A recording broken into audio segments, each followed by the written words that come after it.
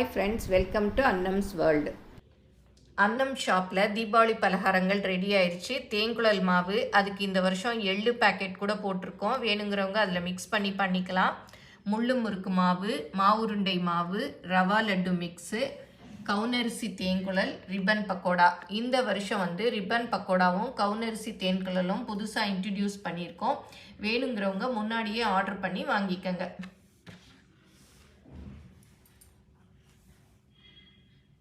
இன்றைக்கி இந்த வீடியோவில் கருப்பட்டி சிரப் எப்படி செய்யலான்னு பார்ப்போம். நான் இன்றைக்கி சில்லு கருப்பட்டி வச்சுருக்கேன். நீங்கள் எந்த பெரிய கருப்பட்டி இருந்தாலும் எடுத்துக்கலாம். இந்த மாதிரி செஞ்சு வச்சுக்கிட்டோம்னா நம்ம ஈஸியாக எதுக்கு கருப்பட்டி யூஸ் பண்ணணுமோ அதுக்கு 2 ஸ்பூன் அந்த மாதிரி வேணுங்கிற அளவு ஊற்றிக்கலாம். நம்ம அப்படியே வச்சோன்னா சில சமயம் இந்த கருப்பட்டியிலெல்லாம் ஃபங்கஸ் வந்த மாதிரி ஆகிடும், வேஸ்ட்டாக போயிடும். கருப்பட்டிலாம் ரொம்ப விலை. அதனால் இன்றைக்கி கருப்பட்டி சிரப் எப்படி செய்கிறதுங்கிறத இந்த வீடியோவில் பார்ப்போம். இதுதான் சில்லு கருப்பட்டி. சுக்கு கருப்பட்டின்னு நான் திருச்செந்தூர் போன போது வாங்கிட்டு வந்தேன். இது சுக்கு வாசத்தோடு இருக்கும். இதை நம்ம காய்ச்சி வச்சுக்கிட்டோம்னா நம்ம டீ, காஃபி, பாயசம் எது வேணாலும் கருப்பட்டி எதில் சேர்க்கணுமோ அதில் எல்லாம் சேர்த்துக்கலாம். இப்போ எப்படி செய்யலான்னு பார்ப்போம். இப்போ கருப்பட்டியை அடுப்பில் வச்சுட்டு அது கரையிற அளவுக்கு கொஞ்சமாக தண்ணி ஊற்றி அடுப்பை மீடியமில் வச்சு அப்படியே நல்லா கரைய விடணும். அடுப்பை ஹையில் வச்சிடாதீங்க, அப்புறம் சட்டி கருகிடும், கருப்பட்டி கரையாது. பாருங்கள், நல்லா கரைஞ்சிருச்சு. இது சுக்கு கருப்பட்டி, அதனால் அந்த சுக்கு தூளெல்லாம் மேலே மிதக்குது. கருப்பட்டி எல்லாம் பாருங்கள் நல்லா கரைஞ்சி அப்படியே நுரைச்சி வருது. இன்னும் கொஞ்சம் விட்டோன்னா அடுப்புலேருந்து பொங்கி ஊற்றி கீழே வடிஞ்சிரும். இதுக்கு பாகு பதம்லாம் இல்லை. இந்த மாதிரி நல்லா கரைஞ்சிருச்சுனாலே போதும், அடுப்புலேருந்து இறக்கிடலாம். இப்போ நல்லா ஆறிடுச்சு. பாருங்கள் எவ்வளோ டஸ்ட் இருக்குது. ஆறினதும் பாருங்கள் அப்படியே தேன் மாதிரி வந்துருச்சு. இதெல்லாம் அப்படியே வடிகட்டிக்கலாம்.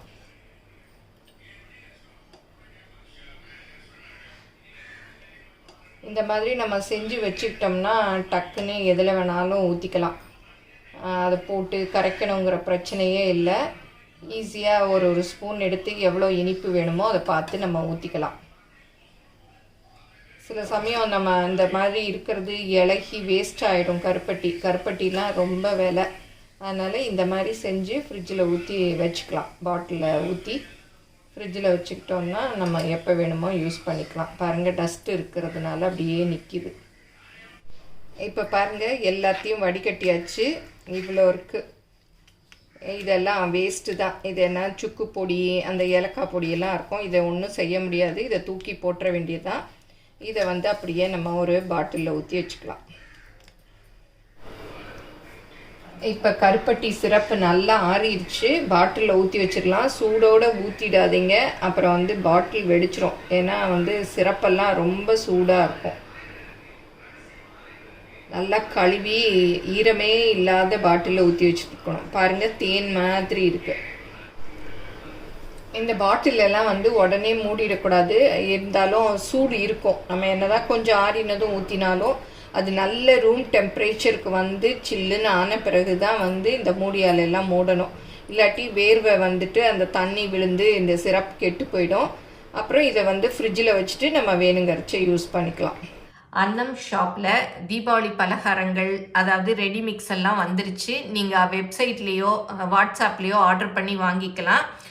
நீங்கள் கடைசி நிமிஷத்தில் ரஷ்ஷில் ஆர்டர் பண்ணாமல் முன்னாடியே வாங்கி வச்சுக்கலாம். ஏன்னா இந்த மாவெல்லாம் 6 மாதம் வரையும் கெடாமல் இருக்கும். ஹாப்பி தீபாவளி.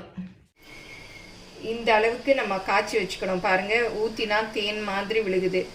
இதை நம்ம ஃப்ரிட்ஜில் மூடி வச்சுக்கிட்டு வேணுங்கிறச்ச எடுத்து போட்டு யூஸ் பண்ணிக்கலாம்.